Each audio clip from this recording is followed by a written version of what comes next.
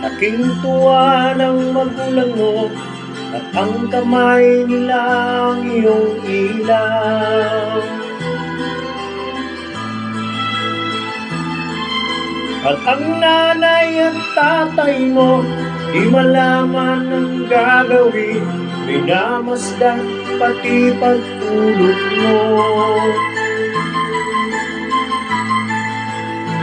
At sa gabi napupuyat ang iyong nanay sa pagtimpla ng gatas mo.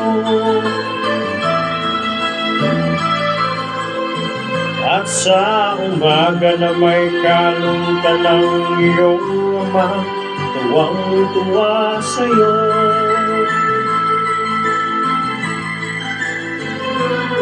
Ngayon nga ay malaki ka na, nais mo'y maging malaya,